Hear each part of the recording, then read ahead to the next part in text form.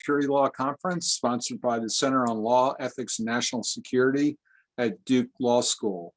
I am super excited about our next speaker, Ms. Michèle Flournoy.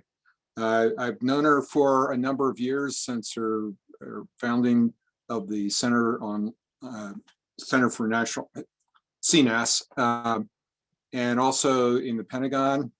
And the fact that she took this time out from her schedule is unbelievable. I'm so excited.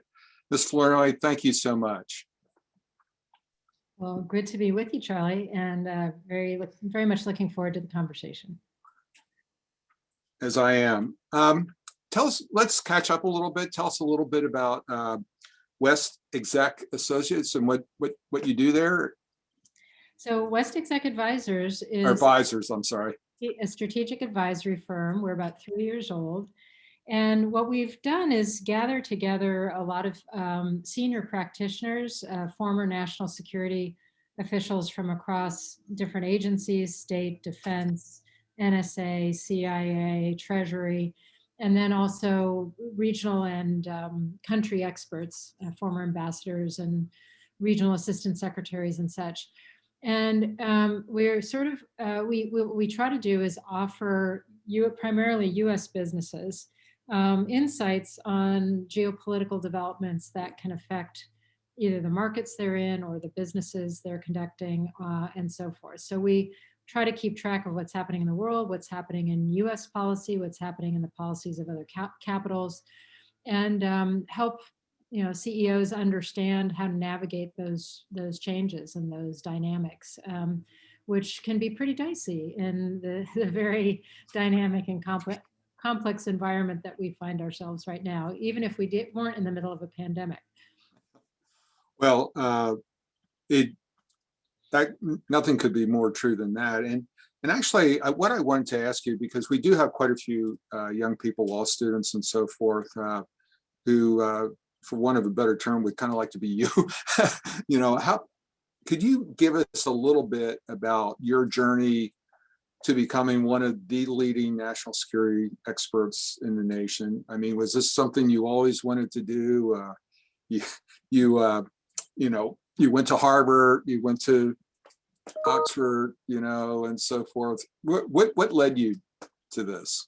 Yeah, I went to college thinking I wanted to be an architect. So I did not always know that I wanted to. And I had worked my way through college as a journalist, as a stringer for Time magazine. So I definitely didn't envision this as my career path. I think what it was really in the course of studying at Harvard that I really got interested in international relations. That was reinforced by an exchange student experience I had. And then went to graduate school overseas in Oxford, which was a very international student body and sort of a wonderful perspective on how the world sees not only what's going on in the world, but how the U.S. is seen and through the eyes of others. So that was a very formative experience. So I came back to DC really believing that I wanted to go into the research and analysis world, and the issue of my day, to date myself, was the nuclear arms race between the US and the Soviet Union. So I felt like, if we don't solve this one, we won't be around to solve anything else. Kind of like what many younger people today feel about climate change. So that's how I started my career. And I went first decade in the think tank world, then had a chance to go into government, which was amazing. Came out again to the think tank world, had another tour in government in the Obama administration. And then at that point, I actually came out and made a different decision, which was to actually learn more about the business world, because I as you know, Charlie, one of the more frustrating aspects of the Pentagon is how broken the business side of the enterprise is. So I wanted to get my MBA by the case method and learn what good looks like at scale. And so I joined BCG, a Boston Consulting Group, for a few years to kind of get that grounding. And fast forward, after another tour at CNAS as CEO, decided to start WestExec and start a business. But so one of the plugs I'd put in for all of you is to think about multi-sectoral leadership, getting perspective and experience in multiple sectors and integrating that in your future leadership, because I think it gives you tremendous perspective, enables you to be a bridge builder between worlds that may not understand each other. And I think it makes for better leaders as well. Well, you mentioned leadership, and you uniquely have had senior leadership roles in business, in the think tank world, and also in the Defense Department. How would you contrast them, if contrast is the right word? And what recommendations would you have? What are the qualities do you think that to lead in those rather, what arguably different areas, or are they the same?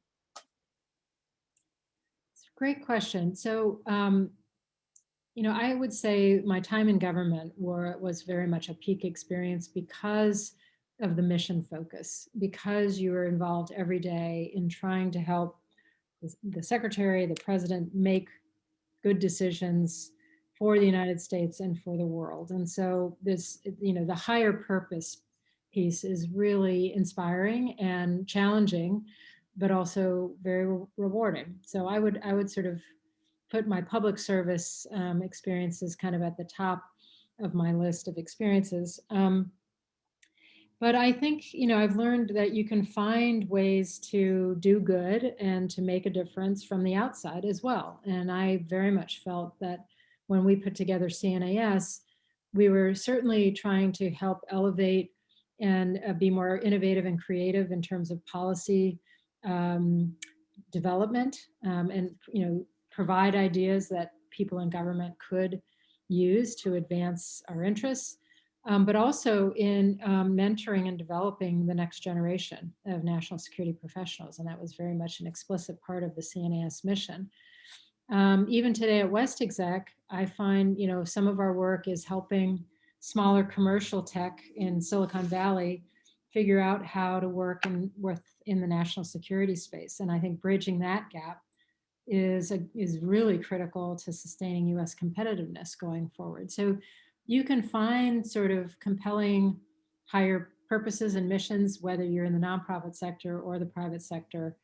And I would encourage folks to look for those. In terms of leadership, there is a lot of that's, common, being able to articulate a vision, being able to, empower a team to get on board with that, to empower them to be effective, to give them the tools and support they need, to hold them accountable for results, all those things. But I will say you definitely have to adapt your style to the context. So how I led in a very formal cultural environment like the Pentagon over an organization of 1,000 people plus 3 defense agencies. If I had walked into tiny CNAS or WestExec and led that way, I would alienate everybody. I mean, if you're coming into a more startup, flat, smaller organization, your style has to change to be effective. But I think the fundamentals are pretty much the same across the board. When you were in the Pentagon, you were very popular with the uniform side. But it wasn't the case of all of your colleagues, but you were. And now we go through this periodically when we have changes in administration. What do you think was the reason you got along so well? And what advice might you have for civilians going into, let's focus on the defense enterprise, as well as for the military in relating to a new set of leadership? Do you have any thoughts on that? Yeah, I think the first thing was I spent time up front trying to really understand what my role was and what it was not. That, when we say civilian control of the military, that's not every civilian. Not every secretary in the Pentagon? No? Secretary of Defense is the civilian in the civilian control along with the president. I was a staffer to, an advisor to the secretary. I had very clear guidance, particularly from when I started Secretary Gates, on exactly what my role was. And he was very good about empowering me in that role vis-a-vis my military counterparts. So people got very used to, has policy seen, trying to bring something to the front office for decision. Has policy seen that? No, go through policy first. And that happens only so many times, and people say, okay, we get it, we get it. This kind of issue has to go through policy before it goes to the secretary. And Gates and his chief of staff were very strong. So I had a very clearly defined and empowered role. So that was thing one. Thing two is I really went to school on learning the culture. I mean, when you land, my first time in the Pentagon, very young, civilian, Democrat, female. I mean, a lot of strikes against me, Mhm. walking in. But I had the saving grace that I was married to a former military officer. So I was said, oh, okay, you're part of the extended family. But I really went to school on understanding the culture, understanding, being able to read uniforms and medals, and like learning the language, learning the culture, understanding the environment with respect, and also trying to really learn about military operations and so forth. So I think that earned me a lot of respect for really trying to learn their world and connect, be able to understand that. And then I think the third thing is adding value. If you approach these relationships and you try to find common goals and figure out how you can be helpful to people, and vice versa, and you build more of a collaborative relationship, doesn't mean that you're going to agree every time. But when you disagree, you're transparent, you're respectful, you're candid. There's no going behind, stabbing people in the back, and what's so I just think that kind of forthright approach was welcomed, and it Mhm. worked for me. It worked. Everybody has to find their own authentic leadership style, but for me that approach worked. Would you have any advice for the military members uh, currently, now that we have a change in administration? Yes. So uh, I would say you have a new crowd coming in that is going to try to reset civil military relations to a more healthy and normal, recognizable kind of state. I think things have been a bit out of whack for a whole variety of reasons we could get into. Most of the people coming in at the senior levels will have prior experience, so they know what good looks like. Um, I think they are all, coming in with the attitude that building productive, respectful, collaborative relationships is essential to success. So they want to get to a good place. But it's going to, there's a certain patience that's required. I think patience by the civilians to understand that things worked kind of differently in the last 4 years. And so there's going to be some adjustment. But also on the military side, because it takes forever to get people confirmed and in position. So there's the first, 6 to 12 months, you're going to have all these holes in your network of counterparts. And that's just, it's frustrating when the full team is not in place. Along that line, we've been discussing civil military relations a lot at this conference. And one of the things I'm concerned about is, are we making it too difficult for people, at the senior level who may not have been in DoD before, but are in business and so forth? In other words, not from inside the Beltway where professional politicians or even think tankers, but in business and so forth, to come in at the senior level. Is the vetting process too hard? Is the confirmation too hard? Is the scrutiny too much?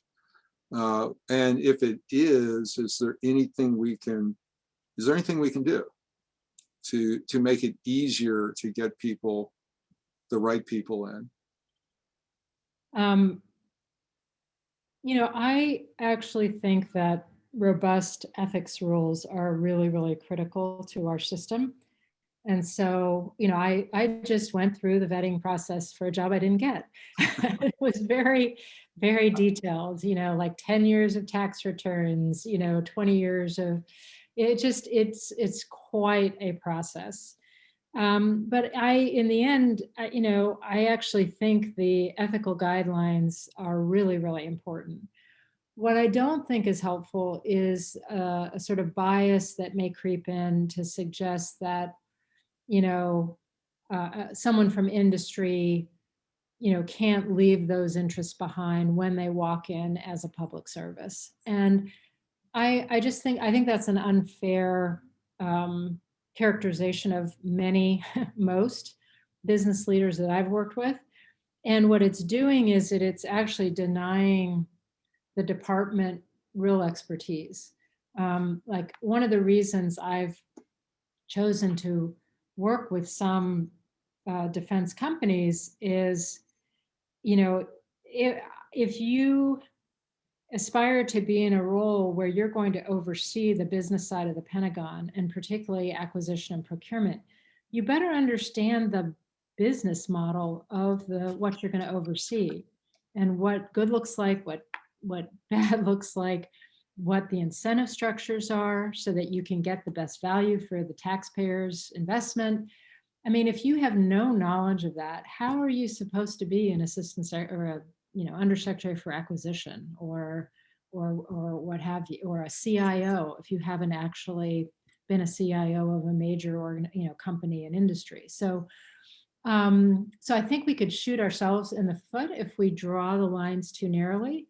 But I do think if you say, look, someone's willing to make the financial sacrifice to do the divest, to declare, divest, recuse, so there is no financial conflict of interest, and they're willing to meet that ethical standard, that we should welcome expertise from across the board, in my view. Yeah, I very much agree with you, because I am concerned about that. But along that line, we obviously have a lot of lawyers in the audience, law students and so forth. What has your experience been with legal advice, both in and out of the Pentagon? What do you look for as a client, so to speak, especially in the defense enterprise, Yeah. from uniformed or civilian lawyers, or both? Okay, well, I'll give you I've had the range. Also, the unsatisfying experience versus the satisfying experience. So the unsatisfying experience is, you say, I want to meet with so-and-so, or I would like to take, such and such action. And the response is, no, you can't do that. That's okay. Yeah, but the president just directed me to do this. So, is there a different way? So one of the things I loved about Jay Johnson when he was general counsel is, I'd come back from a White House meeting and President Obama's like, we want to do X. And I'd come sit down with Jay and I'd say, okay, the president wants to do X. And he would say, well, we can't exactly do that without, getting people in trouble, or that's not allowed. However, explain to me what is his intent? What is he trying to get done? And let me see if I can find another way to get there. And so he became an incredible ally in the process and was absolutely indispensable to making sure that we were meeting the president's intent, but we were also staying within the bounds of, what is legal and proper. So that's a helpful lawyer. That is someone who is really trying to advance the mission, if you will, but just make sure we do it in the right way. Thinking about decisions that you've made, do you have any decisions that you wish you could do over in terms of that you can share, that you'd be comfortable sharing with us, in terms of your experience in the defense enterprise?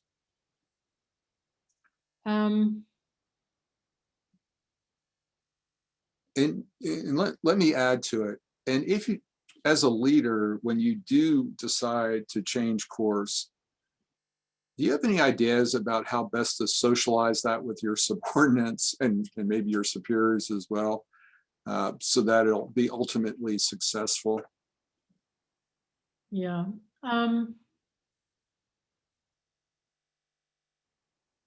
I think, with hindsight, I think that some of the decisions that were made early on with regard to Afghanistan and Pakistan were made based on a series of very hopeful assumptions. For example, we would talk about changing the Pakistani strategic calculus. It's very hard to change a country's strategic calculus. And that was a huge whole of government diplomatic and economic and security effort for several years, and in the end didn't work. They remained a sanctuary for the terrorist groups that we were worried about and so forth. So the question, I came away with is, was there a way where we could have had sort of give history a seat at the table to sort of say, if you're going to go in now to a true counterinsurgency mission, and you have the insurgents have a sanctuary, a serious sanctuary in a neighboring country, under what conditions has counterinsurgency been effective, and when has it not, and why? And what do we understand about the current conditions, and what is it's going to, what can that tell us about whether we're likely to be effective or not? I felt that people had theoretical discussions about counterinsurgency and what would work, and the Army Field Manual and all of that. And what happened in Iraq was eventually a point of reference. But I don't think there was a serious learning from history that could have, I think, given us maybe some more clear-eyed assessments early on about our assumptions. It's interesting. General Mattis said much the same thing. When you start thinking about trying to execute unpopular policies and so forth, what are your thoughts on that? How do we do that effectively? And along that line, there's been some discussion. In fact, Risa Brooks from Marquette has just written an article where she says military officers need to stop thinking that they don't have to be responsible for politics. They have to think in terms of politics, because otherwise they're giving civilian leaders stunted advice. What do you think about that? I'm not sure. I haven't read what she's written, so I'm not sure what that actually means. I do think Peter and Fever and I have developed a training. You guys know Peter, who's a fellow Dukester, or whatever. Yeah, he spoke this morning. Okay. So he and I have actually been doing a training for military and civilian folks in public service about what civil military relations. And I do think military officers need to speak up and give their best advice, and it doesn't have to be only narrowly construed as military advice. It can also address the larger context. But you have to understand that in the civilian control model, civilians get, as Peter says, they have the right to be wrong. You can disobey an illegal order, but you can't disobey an unwise order. So the answer to that dilemma is, you better, if you think it's unwise, speak up and try to influence and shape the policy from the start. And you may, if you lose the argument, perfect example is many military officers and some civilians felt that the final withdrawal from Iraq was a mistake because it was going to create a vacuum and ISIS would come in and so forth. So there was a lot of speaking up, and some people, were annoyed by that. But that was an appropriate thing for the chairman and others and the CENTCOM commander to do. And then the president gets to decide. He's the president. And, and he gets to make the decision, and the military was right to carry out that decision, even though they disagreed with it. So, go ahead. What do you think of the retired flag officers who, gotten a lot more, I'd say, active, they call general officer activism in the last few years, even though it really is a relatively minor, small percentage of the retired officer population? Yeah, I am more of a traditionalist on this issue. I feel that it's not helpful to have former general officers give political speeches at party conventions or lead chants from the audience.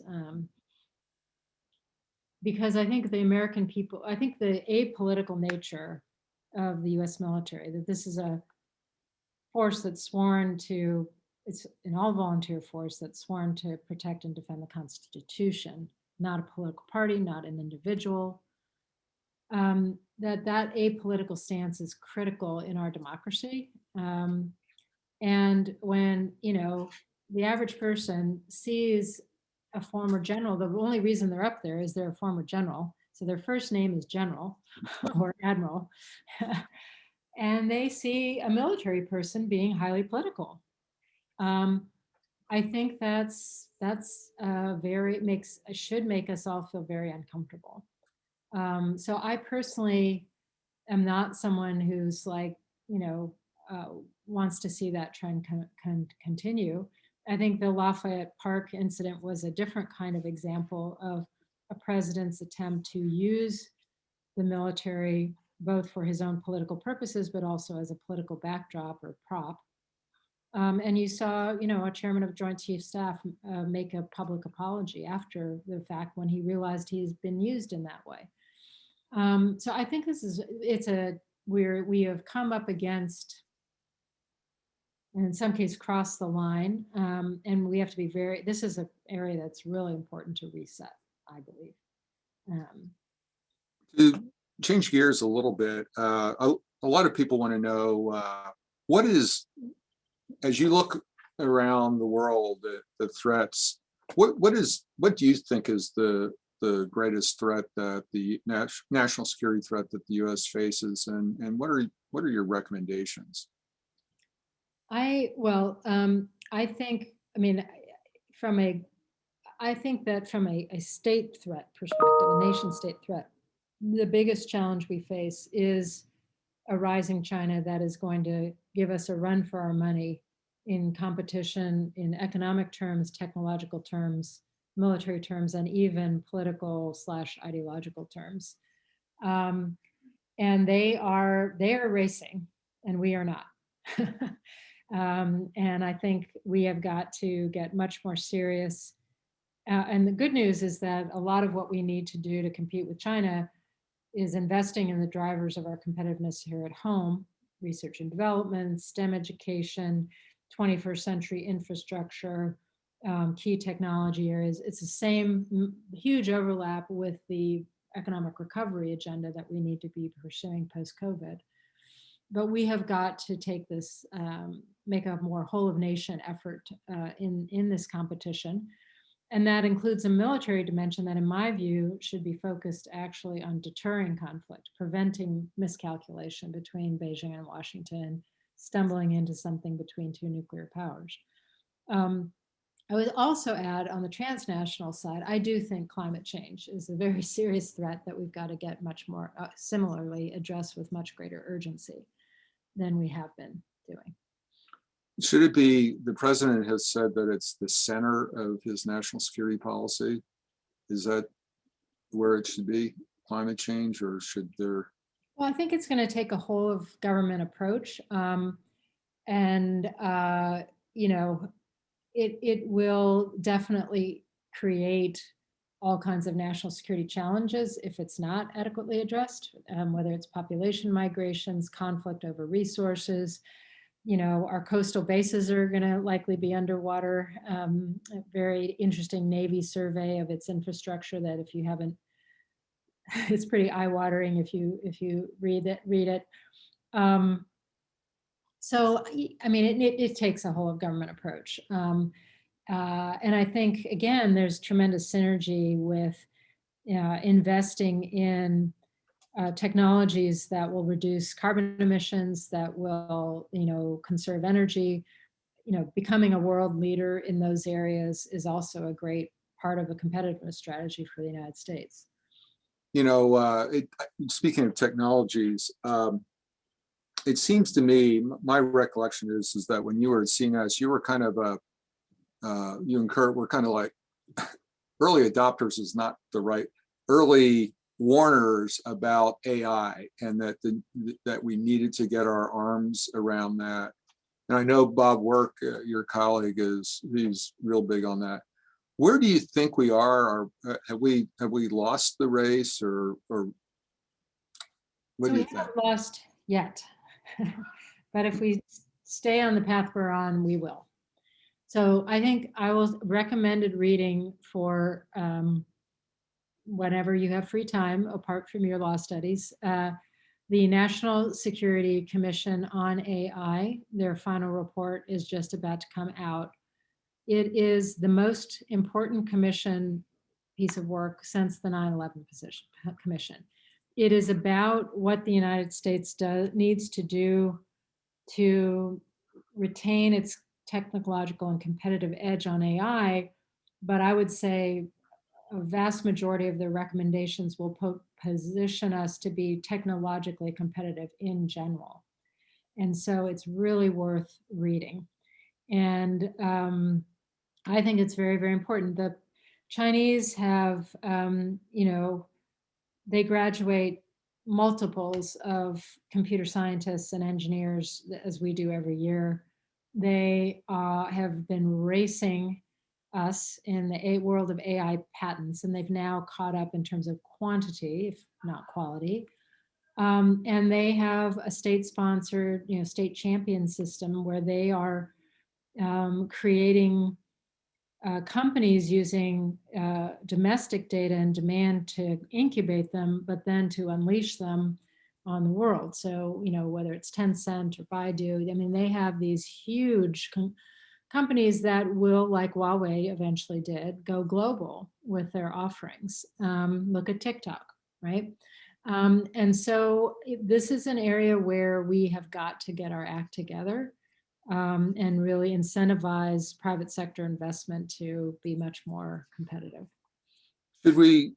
Quite a few Chinese engineers studying in the US, should we do anything about that? Well, yeah, I mean, yes and no.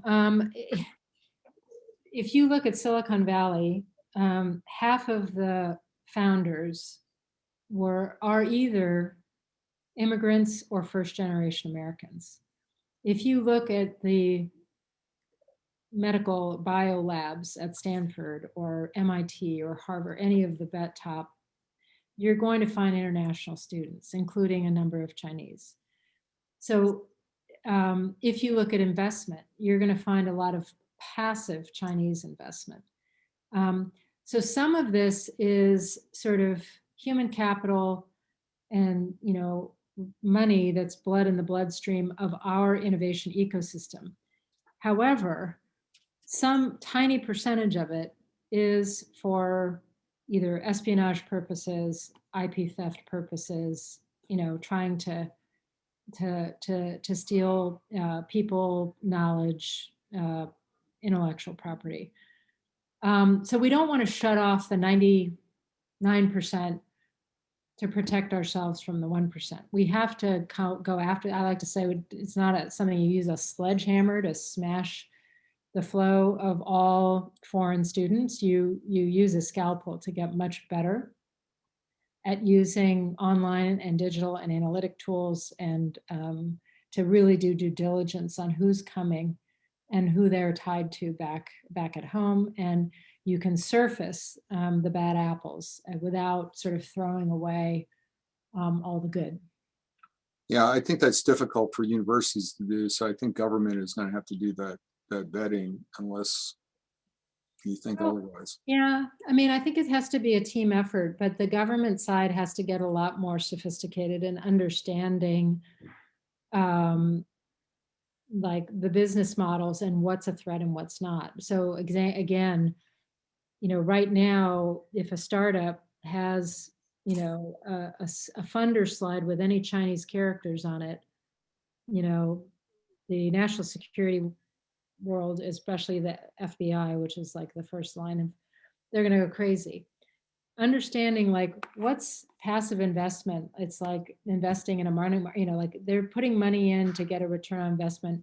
They have no board access. They have no access to non-public IP. They have no decision-making rights. They have no ability to access anything.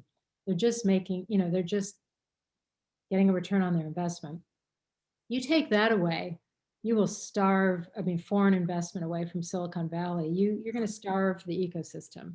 So that's the blood in the bloodstream. What you want to go after is anything where someone has an equity position that gets them inside the proprietary arena. That is where you've got to be extremely careful and try to lock them out. I want to get to some of the student questions and some of our attendee questions. And one of them, a Duke Law student, Mike Museritz, asked, how does the Defense Department address the whiplash our allies and adversaries may feel from the changing defense policies that come with each new administration? Yeah, well, I actually think that since 2012, there's been a lot of continuity in at least the stated defense strategy of the shift towards focusing on great power competition and deterring China and deterring Russia. But the styles of the administrations have certainly been very different, and certainly our NATO allies have gone through a bit of whiplash. I think the current shift is welcomed by them. I think they are kind of relieved to have a president who values NATO, who understands the strategic importance of the alliance, who wants to consult, wants to bring them on side, wants to make sure we're doing things together and in harmony, if you will. But I also think that our closest allies are going to still hedge a bit. They have now seen the American people elect a president who adopted an America First policy, which was a big departure from either prior Democratic or Republican administrations. And if it can happen once, can it happen again? So I think they will engage with us, and they will be happy to have, again, a partner that is more supportive of our alliances. But they're also going to wait to see, like, well, okay, well, let's see what happens in 2024. Do we get whipsawed again, or was that an aberration? Do you think they'll take their foot off the gas, so to speak, in terms of increasing their defense budgets? Because there was some success by the Trump administration in getting them to even. No, I think Gates is the last speech we helped give Secretary Gates before he departed was a table pounding speech to NATO. I remember that speech. How they needed to step up and do more. So this has been, I think, again, across administrations, a gradual effort to increase the relative spending of our NATO allies with some success. So I don't think that will stop. I fully expect the Biden administration to continue that. It's just not the only metric by which, the alliance or the value of the alliance is assessed. So I would expect that to continue. And now I think one of the things that the Trump era engendered in Europe is you have people like Macron and Merkel, or particularly Macron, talking about, strategic autonomy in Europe, a more independent Europe, and so forth. Now, remains to be seen whether Europe would actually fund what it would be required to become more autonomous. But I've always been of the view that if they're investing more money in real military capability, even if it's under the banner of strategic autonomy, ultimately that is a benefit accrued to NATO if we ever have to act as NATO, because they will have more capability to bring to the table. Yeah, since we're on the topic of budgets, I think you've said that, the best case scenario for the U.S. defense budget is that it will be flat, and it very likely could drop.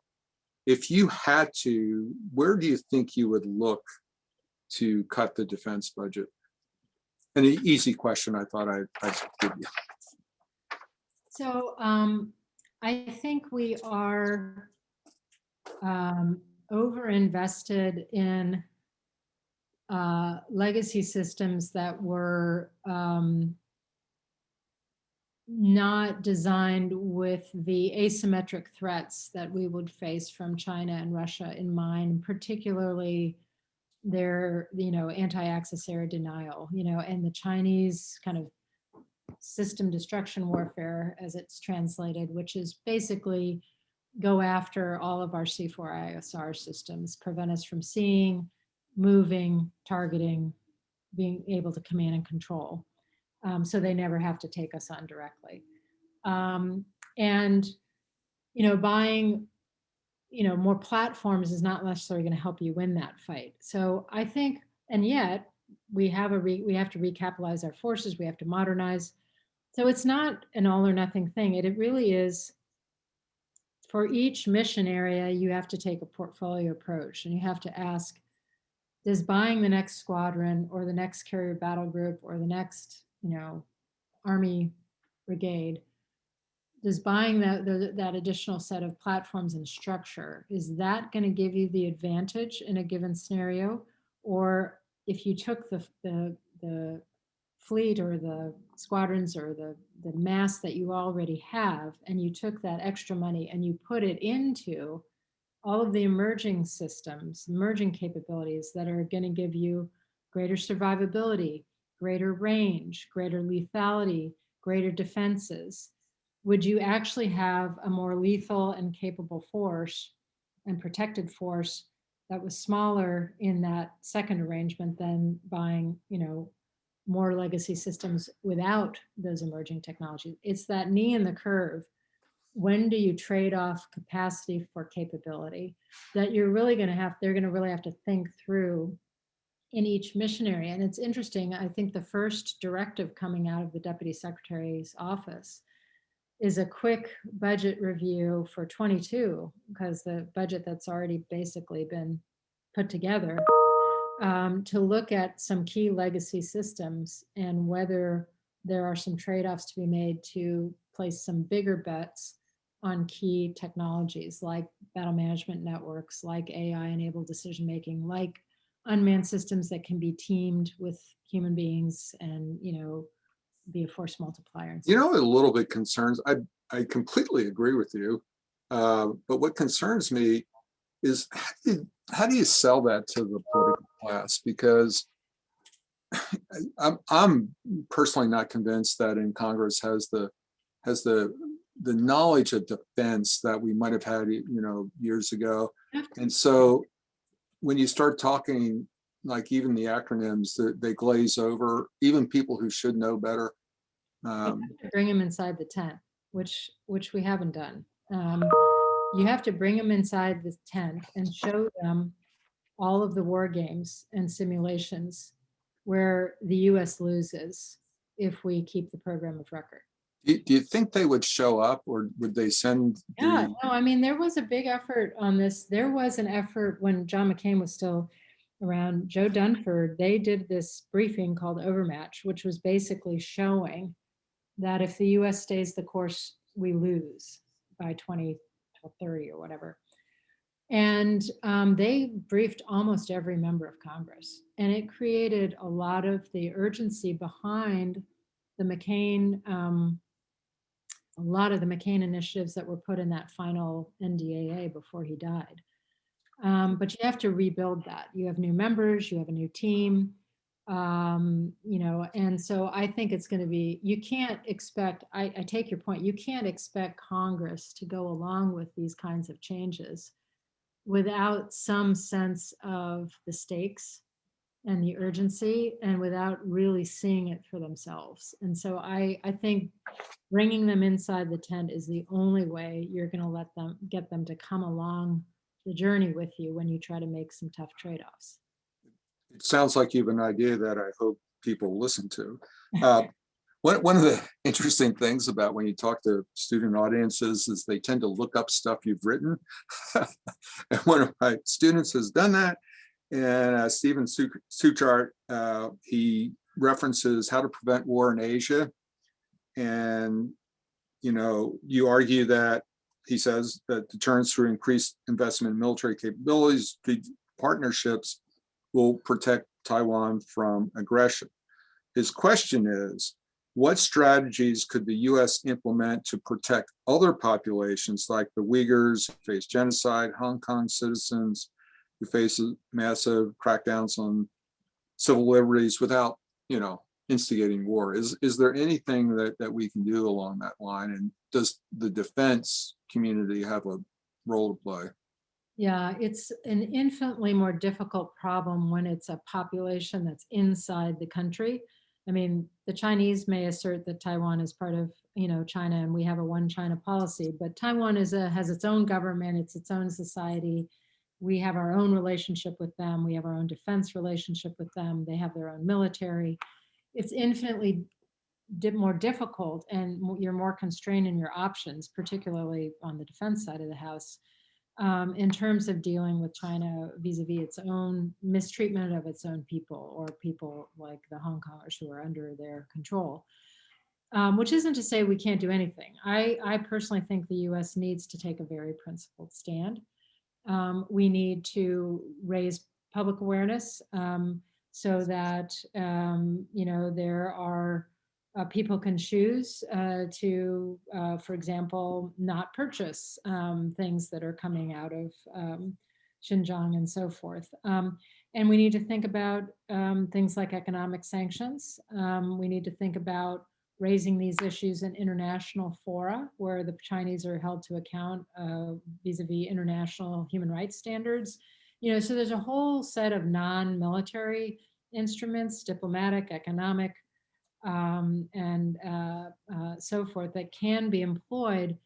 But when it comes to what the Chinese see as a core interest in an internal matter, I think we have to be realistic about our ability to actually change their behavior. Doesn't mean we shouldn't try as a matter of our own principled stance, but I think the historical record on this is tough. We've been talking a lot about China. What about Russia, Iran? Let's start with Russia. So I think Russia today is behaving as an adversary, but they're using predominantly gray zone tactics. I mean, Putin grew up in the KGB, and the KGB had a playbook that included everything we're seeing today. Not information operations, now cyber attacks like solar winds, propaganda, disinformation, trying to influence political elections and democracies, assassination of opposition figures, you name it. It's the KGB playbook. And what I think makes, when you put all these things together, what it tells us is Putin is the greatest threat to Putin's Russia is democracy.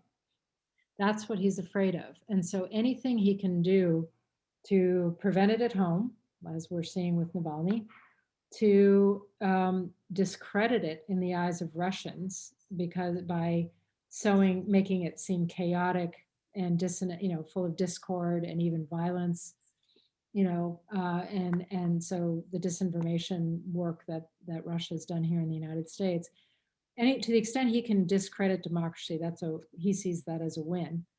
The second objective is he wants to recreate a sphere of influence around, this sort of greater Russia, and ensure that Russia is seen and treated as a great power. And so that explains more of the moves he's taken in Ukraine, in Crimea, in Georgia, the near abroad, and then in why Russia shows up in Syria. If you want to negotiate a settlement in Syria today, you have to go to Moscow, that's exactly where Putin wants to be. So we do need a much more fulsome Russia strategy. It really was not, I think the last administration, it's fair to say, dropped the ball on Russia for all kinds of reasons. But I think the military piece is actually in better shape than the rest. We've had a European Deterrence and Reassurance Initiative with our partners and allies in NATO, and that has, I think, meaningfully enhanced our conventional deterrence of Russia. But we need a whole of government approach to deal more effectively with Putin across the board. And hopefully that will be an important project for this administration. Today, in the last day or so, we've had an airstrike against Iranian-supported proxies. Surprise, surprise. I think it was the right move, but I'd be interested in, maybe if you don't want to comment on the strike itself, but just generally, what can we do about Iran? So I think Iran, you have to approach Iran on multiple fronts. Obviously, we care about their nuclear program because the only thing worse than Iran today would be a nuclear-armed Iran. But you can't ignore their malign behavior in the region. As example, having Iranian-backed militias take rocket shots at our people in Iraq. Not acceptable. And you also have their, ballistic missile program and proliferation and so forth. So this is complicated, but again, I think the maximum pressure campaign of the prior administration, did succeed in ramping up pressure on Tehran, but it didn't really provide them with any off ramps to get to a negotiated solution on any of these issues. And so I think this administration is very clear-eyed on Iran, but I think you're going to see them try to use a combination of pressure, like with the strike we just saw, and negotiation to try to get at some of these issues in a more structural way. But it is not an easy account. There are no easy answers here. Well, unfortunately, we're running out of time. There's a couple things I did. I'm going to try to summarize some questions here. Or let me get to this one. You've always been a strong supporter of trying to get more women in national security. And, I think the administration has made that a priority. But it does seem to be a daunting challenge, especially in the Department of Defense, because as you point out, or as we've been discussing, there's a lot of high technology that's where we need, both on the uniform side and the civilian side, and the competition with the civilian sector, for women and minorities in those areas is pretty fierce. Can DoD compete? And I know, Bob Work has talked a lot about Silicon Valley not being defense oriented. Silicon Valley is no haven for women either, I would suggest. But what are your thoughts? Well, there are two kind of things woven together there. I mean, the first thing is I do believe that it's in the nation's interest to have a national security cadre or cohort that actually looks like America, not only in terms of gender, but in terms of lived experience, racial diversity, et cetera. And not only because it's like a good moral objective, but also because all the business literature tells you that the more diverse the decision-making team, the better quality of the decisions and the performance of the organization. I mean, you can find multiple Harvard Business Review studies that have documented and measured the effect. So it's in the national interest. I actually think this administration is going to break some records in terms of, on a number of diversity fronts, in terms of certainly in the defense enterprise. And I actually think you're now, after 30 years of work, you're at a point where you have qualified women for every job at every level in the Department of Defense. It's no to include the uniform side, because that's on the civilian side. I think in the uniform side, there's still definitely some barriers and some biases and some obstacles that need to be overcome. Most importantly, until recently, until the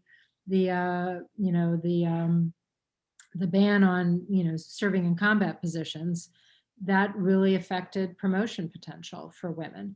So it's going to take some time for those field grade officers to get to the point, who've now served in combat and combat MOSs to sort of have a chance to show up and compete for general and officer ranks and so forth. But do you think we can get enough in the combat arms who want to serve in the combat arms to have because there was a DoD study that said that only 2% of enlisted women wanted to be in the combat arms. I think there's a lot of things in play there. That's ground combat arms, not. Yeah, no, I think it's worth looking at. I mean, one of the things I hope that the secretary will undertake, because I know this is an issue dear to his heart, is a real study of what are the barriers to a fully diverse and inclusive environment. I had a wonderful opportunity to participate as an external advisor in a similar study that was done at the CIA. And we went from recruitment all the way through the different gates of the talent pipeline and found all kinds of, structural barriers, practices that were holding back women and people of color. And it was a very systematic assessment. And then John Brennan took that and really went to town trying to go after those barriers and make those changes. And I think they've had some meaningful results. So I hope the Defense Department will do that.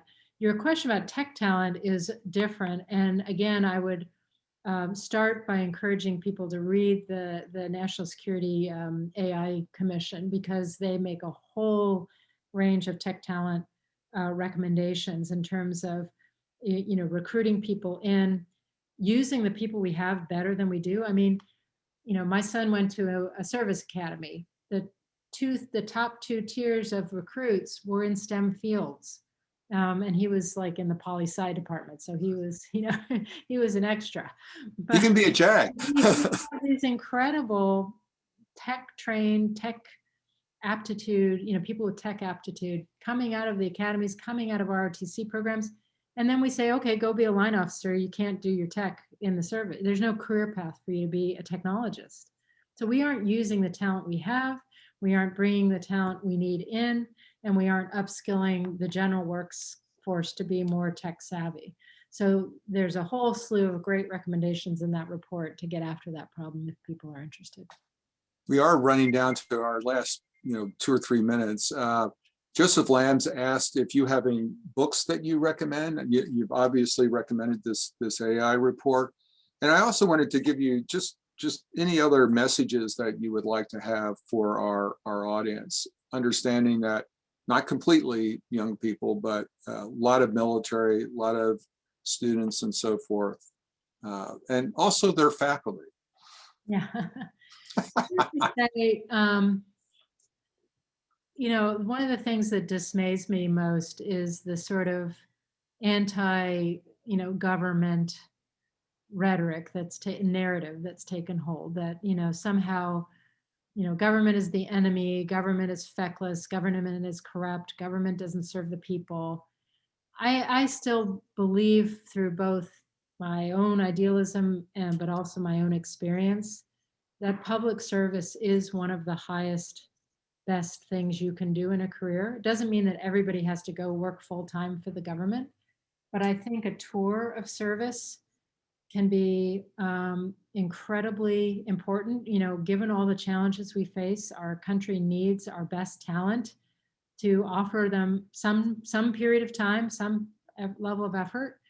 And I also, from my experience, it can be the most rewarding thing that you do, or one of the most rewarding things. And I must say, as a mom, one of the things I'm proudest of is to have, the third hasn't decided yet, but 2 of my 3 kids starting their careers with service. And then whether it's a career or just 5 years or whatever it is, they're going to start with service and then go from there. I think I would love to see an expectation of national service. I would love to see greatly expanded programs, not just military service, but other forms of national service for young people going forward, because I think it would pay huge dividends, not only for the nation, but in terms of our social cohesion, bringing together people from different backgrounds, from different geographic areas, creating some social cohesion at a time when we're so divided. Well, Ms. Flournoy, I can't begin to tell you how much I appreciate this. Your words are extremely valued. We continue to need you on the national scene. Let me repeat that. We continue to need you on the I'm national not scene. going anywhere. I'm here. And believe me, you are welcome back anytime. But I know how busy you are, and the fact that you took the time to do this, I think represents your continuing commitment to our nation's national security. And I really and truly appreciate it. Well, I'm pleased to do it, and I really wish all the best to everybody down at Duke. And again, I hope at some point we'll see some of you in public service. Thank you so much. Take care. Ladies and gentlemen, we're going to take our break now, and we'll be back in 10 minutes. Thank you very much, Michelle.